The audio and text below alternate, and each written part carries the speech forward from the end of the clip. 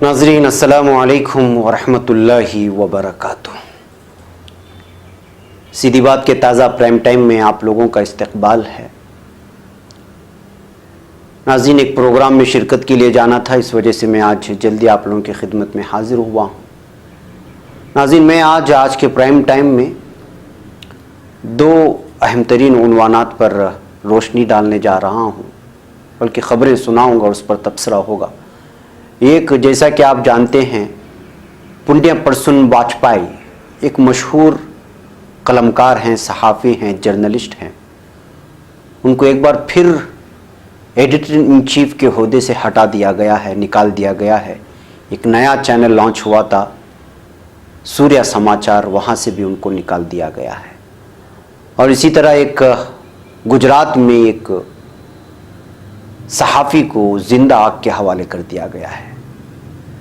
इस पर भी मैं रोशनी डालूंगा और साथ ही में आपको न्यूजीलैंड के हमले के बाद कुछ फेक खबरें अभी तक फैलाई जा रही हैं भगवा ब्रिगेड से, जो मुसलमानों से नफ़रत करते हैं, उन लोगों की जानिब से।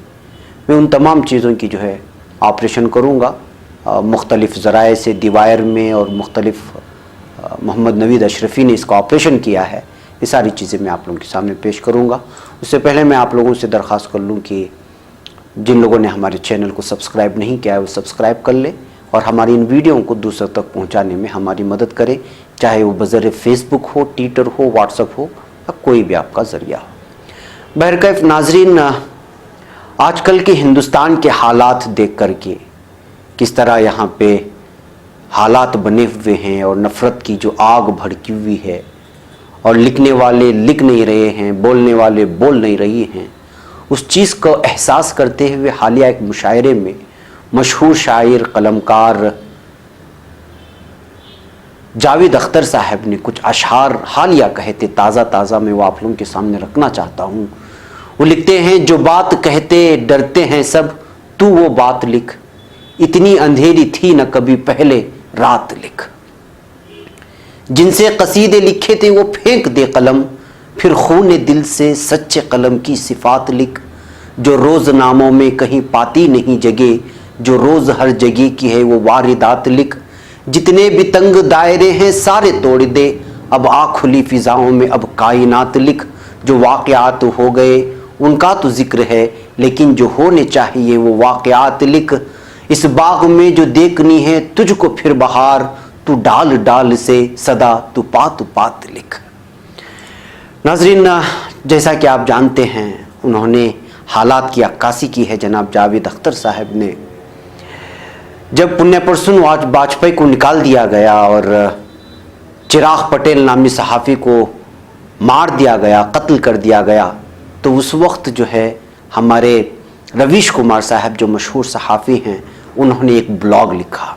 वो लिखते हैं, व्हाट्सएप के इनबॉक्स में अहमदाबाद के सहाफ़ी चिराग पटेल की खबर आती जा रही है। चिराग का जिस्म जला हुआ मिला है। पुलिस के मुताबिक चिराग पटेल की मौत जुम्मा को ही हो गई थी, मगर उसका जला हुआ जिस्म शनिचर को मिला है। चिराग पटेल TV9 न्यूज़ चैनल में काम करता था। अभी तक चिराग पटेल के कत्ल की वजूहात का पता नहीं चल सका है। खुदकुशी को लेकर भी तफ्तीश हो रही है। अहमदाबाद मिरर ने लिखा है कि उसकी जांच के काम में इलाके की पुलिस डिप्टी कमिश्नर के अलावा 6 IPS अफसरों की मदद ली जा रही है। पोस्टमार्टम रिपोर्ट में कहा गया है कि चिराग पटेल के जिस्म पर बाहरी चोट के निशान नहीं हैं, जिस्म का निचला हिस्सा ज्यादा बुरी तरह जला है। अहमदाबाद मिरर ने तमाम पहलुओं पर बात की है। लिखा है कि पटेल का जिस्म जहां जला मिला है उसके आसपास 4 से 5 फीट तक जलने के निशान हैं। हो सकता है कि मार देने के बाद जला दिया गया हो। CCTV फुटेज में चिराग अकेला दिख रहा है, पानी की बोतल खरीद रहा है, उसके चेहरे पर कोई तनाव नहीं है। मौत से पहले अपने दोस्त से फ़ोन पर सियासत पर बातचीत हुई थी। अभी किसी नतीजे पर पहुंचना ठीक नहीं है, लेकिन चिराग पटेल के जलने की वजूहात को तस्दीक की जानी चाहिए। इसी तरह पुण्य प्रसून वाजपेयी को फिर से निकाल दिया गया। आखिर कौन है जो पुण्य के पीछे इस हद तक पड़ा हुआ है? एक आदमी के खिलाफ कौन है जो इतनी ताकत से लगा हुआ है? आए दिन हम सुनते रहते हैं कि फला मुदीर को दरबार में बुलाकर धमकाया गया, फला मालिक को तंबीह की गई। अब ऐसे हालात में कोई सहाफ़ी क्या करेगा? आपकी खामोशी उन लोगों को मायूस करेगी जो बोल रहे हैं। आखिर में आपका ही नुकसान है। आपने खामोश रहना सीख लिया, आपने मरना सीख लिया है। याद रखिएगा, जब आपको किसी सहाफ़ी की ज़रूरत पड़ेगी तो उसकी नहीं होने की वजह से आपकी ही खामोशी होगी। अलग अलग मिजाज के सहाफ़ी होते हैं तो मसाइल आवाज़ पाती रहती है, हुकूमत और समाज तक पहुँचती रहती है। एक सहाफ़ी का निकाल दिया जाना इस माने में बेहद शर्मनाक और ख़तरनाक है। परसुन को निकालने वालों ने आपको पैगाम भेजा है, अब आप पर है कि आप खामोश हो जाएं, हिंदुस्तान को बुज़दिल इंडिया बन जाने दें या आवाज़ उठाएं। क्या वाकई बोलना इतना मुश्किल हो गया है कि बोलने पर सब कुछ ही दांव पर लग जाए? अब वही बजेगा जो गोदी मीडिया होगा।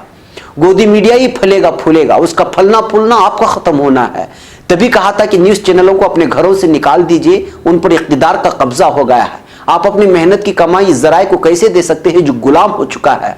इतना तो आप कर सकते थे। आप जिन चैनलों को देखते हैं वो आपके ऊपर भी तबसरे हैं। आपका खामोश रहना साबित करता है कि आप भी हार गए हैं। जब आवाम हार जाएगी तो कुछ नहीं बचेगा। आवाम इक़्तिदार से नहीं लड़ सकती तो टीवी के इन डब्बों से तो लड़ सकती है। भले न जीते मगर लड़ने की मक्सद तो बनी रहेगी। यही गुजारिश है कि एक बार सोचिए ये क्यों हो रहा है, उसकी कीमत क्या है, कौन चुका रहा है, उसका फ़ायदा क्या है और किसको मिल रहा है। जी हाँ नाज़रीन, ये पुण्य परसुन को निकाले जाने के बाद रवीश कुमार ने अपने एहसासात को सामने रखा था और चिराग पटेल को जब मार दिया गया और एक सहाफ़ी को मार दिया जाना, अभी तक ये बात साबित नहीं हुआ है कि खुदकुशी तो हो नहीं सकता। जो आदमी हंसते खुशते जो है रह रहा हो, अचानक किस तरह खुदकुशी कर सकता है?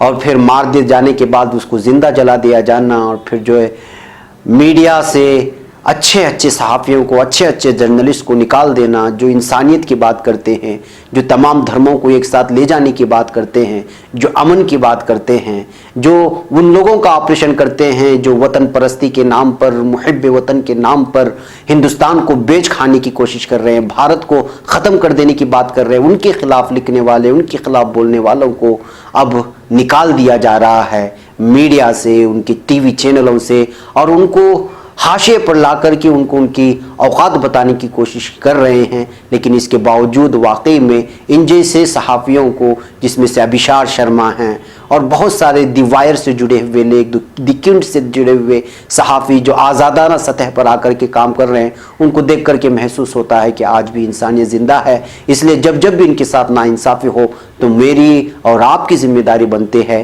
कि हम इनके लिए खड़े हो जाएं और इनके तुफ़ैल में हम बात करें, इनका सहारा बने।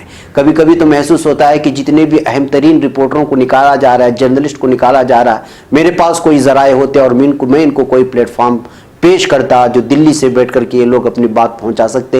लेकिन हमारे पास ज़राए वसाइल का कोई है ही नहीं, ज़राए ना वसाइल हैं, बल्कि जो इदारा चला रहे उसी को बड़े ही जो है मुश्किलों से धकेलना पड़ रहा है ऐसी हालत में। लेकिन इसके बावजूद मैं आप लोगों से दुआ करता हूँ कि आप हमारे लिए दुआ करें कि हम ऐसे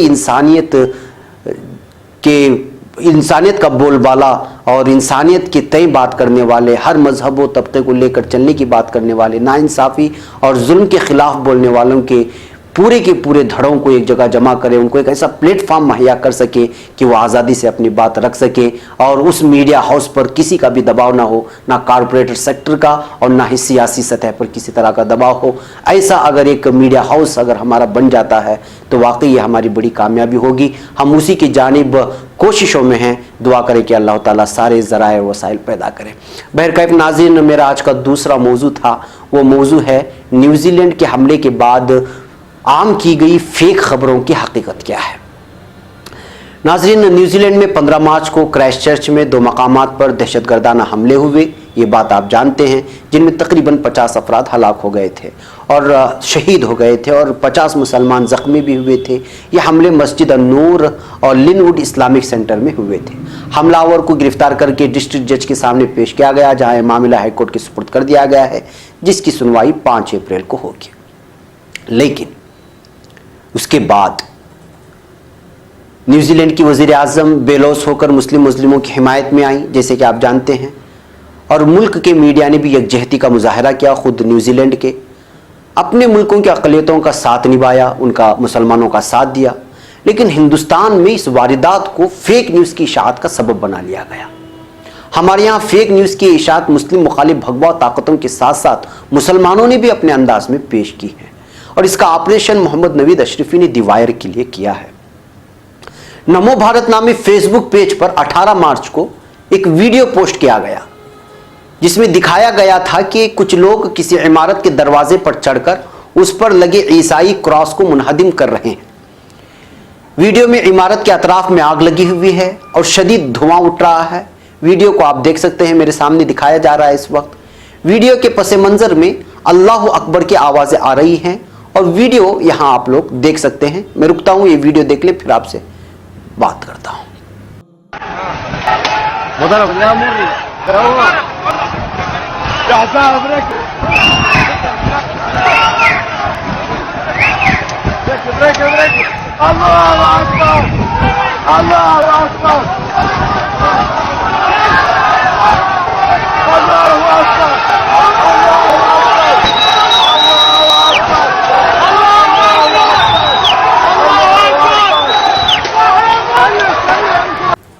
नाज़रीन, इस वीडियो को नमो भारत के अलावा भी मुख्तलिफ फेसबुक सफ़हात और ग्रुप्स में इस वीडियो को एक पैगाम के साथ शेयर किया गया, जिसकी इबारत कमो बेश एक जैसी थी। पैगाम में दावा किया गया, पाकिस्तान क्राइस्ट चर्च में मस्जिदों पर हमले की वजह से पाकिस्तान की इस्लामिस्टों ने पाकिस्तानी शहर में एक चर्च को आग लगा दी। नमो भारत पेज पर इस वीडियो के साथ एक डिस्क्लेमर भी लिखा गया, टू बी वेरीफाइड, यानी कि ये वेरीफाई हो गया है खबर, यानी खबर जेर तस्दीक। जबकि दूसरे सफ़हात पर ऐसा कोई डिस्क्लेमर नहीं लगाया गया और वीडियो का इस्तेमाल नफरत के फरोग के लिए किया गया। बूम लाइफ ने इस प्रोपेगेंडे से पर्दा उठाया और बताया कि नमो भारत और दीगर सफ़हात पर शाये किया गया वीडियो तकरीबन 6 बरस पुराना है। बूम के मुताबिक इस वीडियो का कोई ताल्लुक पाकिस्तान से नहीं है। ये वीडियो मिस्र के सुहाग शहर का है, जहां साल 2013 में एक कैप्टिक चर्च पर भीड़ ने हमला कर दिया था और गिरजे को सुपुर्दे आतिश कर दिया था। मिस्र में इस तरह के हमले उस वक्त बढ़ गए थे जब जुलाई में सदर मोहम्मद मुर्सी को सियासी बगावत के तहत सदर के ओहदे से बेदखल कर दिया गया था। इसके बाद इख्वानुल मुस्लिमीन के रुफका ने मुल्क भर में एहतिजाज दर्ज किए थे, जिनमें इस तरह के मामलात भी मंजर आम पर रोनुमा हुए थे, जबकि इस बात की कोई तस्दीक नहीं कि चर्चों पर हमला करने वाले इख्वानुल मुस्लिमीन से वाबस्ता थे, जिसे वीडियो में मौजूद है। MCN ने इस मामले की वीडियो 29 अगस्त 2013 को यूट्यूब पर शाये की है। ये सारी की सारी वीडियोस आप MCN में जाकर के देख सकते हैं। कॉपीराइट के पेश नज़र हम वो पूरी वीडियो आपको यहाँ पर नहीं दिखा सकते।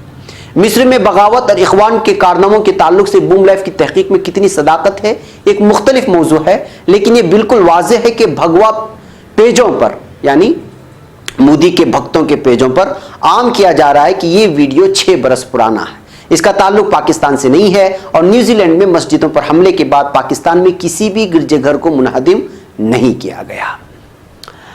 भगवा तंजीमों ने अपने प्रचार और प्रोपेगेंडे को फरोग देते हुए यह भी अफवाह फैलाई कि न्यूजीलैंड में इबादतगाहों पर हमले के बाद न्यूजीलैंड हुकूमत ने मुल्क की तमाम मुस्लिम इबादतगाहों को बंद करने का हुक्म जारी किया है। ये देखिए मेरे पीछे ये लाल तस्वीर लगेगी आपको हिंदी में लिखी हुई, और साथ ही जो है दूसरी तस्वीर भी है। भगवा तंजीमों ने अपनी बात का जवाब पेश करते हुए दावा किया कि न्यूजीलैंड हुकूमत ने कहा है कि मस्जिदों में दहशतगर्द पैदा होते हैं, और ये जो चीज़ें पेश की गई हैं वो we support Zee news, I support Modi ji, Narendra Damodar Modi ji supporter जैसे तमाम पेजों पर ये फेक न्यूज़ शेयर की गई। हकीकत यह है कि मुल्क में इस हमले के बाद न्यूजीलैंड के प्राइम मिनिस्टर ने वहां के मुसलमानों के साथ हमदर्दी का शेवा इख्तियार करते हुए उनके घरों पर जाकर एकजहती का मुजाहिरा किया और उन्होंने अपने पार्लिमानी खिताब की शुरुआत भी सलाम से की थी। मोहतरमा प्राइम मिनिस्टर ने यह भी हुक्म दिया था कि जुमा के रोज़ अजान को मुल्क के रेडियो और टीवी पर ब्रॉडकास्ट किया जाएगा, और ब्रॉडकास्ट किया गया, और ये खुद उस वक्त मौजूद थी मैदान में, और वहाँ पर उसने एक हदीस भी पढ़ कर के सुनाई, और उस वक्त भी वो अपने सर पर पल्लों ली हुई थी और काला लिबास ज़ेर तन थी। हुकूमत के अलावा वहाँ के मीडिया इदारों में ख़वातीन न्यूज़ रीडर्स ने सर पर हिजाब रखकर खबरें भी पढ़ी। जहाँ तक मसाजिद को बंद करने की बात है, ये सिक्योरिटी इंतजामात के तहत किया गया था। इंतजामिया ने हमले के फौरन बाद मस्जिदों को आर्जी तौर पर बंद करने की हिदायत जारी की थी ताकि किसी दूसरे हमले से दो चार ना होना पड़े। इसी तरह नाजरीन, जिस तरह हिंदुस्तान में भगवा फिक्र के सारिफीन ने बिला फहम और शऊर के फेक न्यूज़ और प्रोपेगेंडो को फ़रोग दिया, इसी तरह आलमी सतह पर मुसलमानों की बड़ी तादाद ने भी ये कारनामा अंजाम दिया।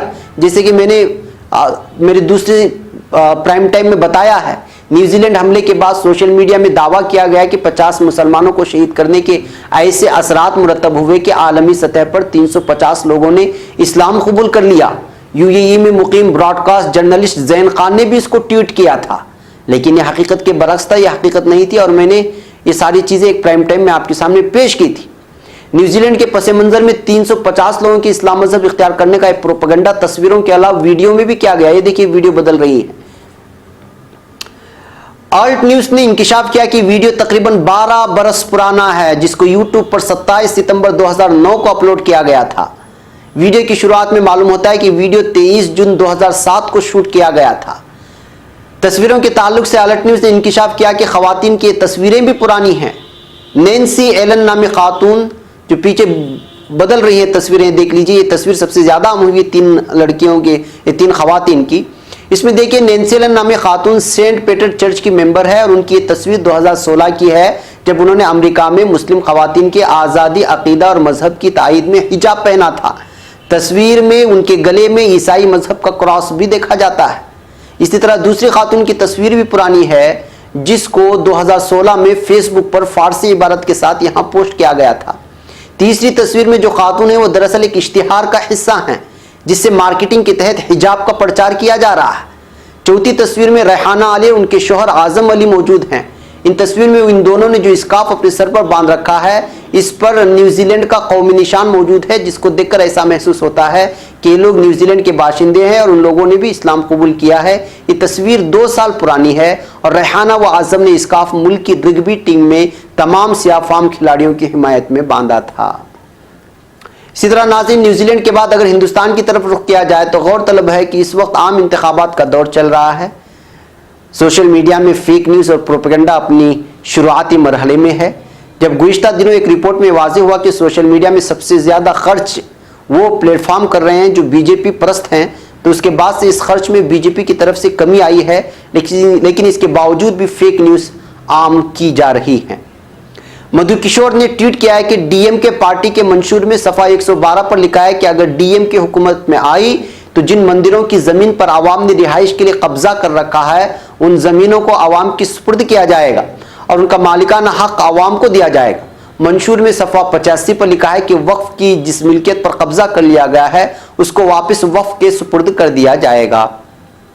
डीएमके के तर्जुमान मनोहर राज यस ने अपनी ट्वीट में वाज़ेह किया कि मधु किशोर का यह दावा बिल्कुल झूठ है, क्योंकि डीएमके का लोकसभा मंशूर सिर्फ 76 सफ़ात पर मबनी है। इसमें सफ़ा 85 और 112 मौजूद ही नहीं है, तो कैसे दावा किया जा सकता है कि इस तरह का वादा किया गया है अपने मंशूर में। अल्ट न्यूज़ ने इंकिशाफ किया कि मंशूर में मंदिर की ज़मीनों और वक्फ का कोई जिक्र नहीं है। अलबत्ता पार्टी की 2016 असम्बली मंशूर की सफ़ा 84 पर इसका तस्करा है। बहरकैफ नाज़रीन, ये फेक न्यूज़ के बारे में वो हक़ाइक़ थे, वो सच्चाइयाँ थीं जो आपके सामने पेश की गई हैं। मुख्तलिफ़ अखबारों में जो ऑनलाइन आज़ादाना इदारे हैं वो इस तरह के ऑपरेशंस करते हैं और सीधी बात की ज़िम्मेदारी है कि जब इस तरह की ख़बरें आएँ तो उसको लेकर के आप लोगों के सामने हवाले के साथ पेश करें, ताकि हम भी वाकिफ़ हों कि इस वक्त दुनिया में क्या हो रहा है। तो नाज़रीन, ये 2 अहम तरीन ख़बरें थी जिन पर तबसरा भी ज़रूरी था, और जालिम के ख़िलाफ़ आवाज़ उठाना और मज़लूम के हक़ में आवाज़ उठाना ये हमारी ज़िम्मेदारी है और सहाफ़त की ज़िम्मेदारी है। इसी वजह से पुण्य प्रसून वाजपेयी एक बेहतरीन सहाफ़ी हैं, बहुत अच्छे जर्नलिस्ट हैं, और बस कुछ गिने चुने लोग हैं जो है हुकूमत के ख़िलाफ़ डायरेक्ट लोहा लेते हैं और हक़ाइक़ को सामने रखते हैं और ज़मीनी सतह की और ग्राउंड रिपोर्ट करते हैं जो हक़ाइक़ से वाबस्ता होते हैं। लेकिन उनको बाज़ हुकूमतों की जानिब से, बाज़ मखसूस पार्टियों की जानिब से हाशिए पर ला करके उनको दबाने की कोशिश की जा रही है। वो बस गिने चुने नाम हैं, उसका तस्करा क्या करें आप लोग भी जानते हैं। जब इनके साथ नाइंसाफ़ी हो तो ज़रूरी है कि बहैसियत सहाफ़ी हम भी उनके तय उनके हक़ में आवाज़ उठाएँ। यही पैगाम आप तक भी है को हमारी सहाफ़त किसी मखसूस मज़हब से वाबस्ता नहीं है। हमारी सहाफ़त वाबस्ता है इंसानियत से, जुल्म के ख़िलाफ़ है और मज़लूम के हक़ में हमारी सहाफ़त चलती है, और अमन का पैगाम हमेशा सीधी बात ने दिया है और आइंदा भी देता रहेगा। और मुझे उम्मीद आपसे भी है कि आप भी जो है हमारे इस अमन के मिशन में हमारा साथ देंगे और हमारे वीडियोज़ को दूसरों तक पहुँचाने में हमारी मदद करेंगे। अस्सलामु अलैकुम व रहमतुल्लाहि व बरकातहू।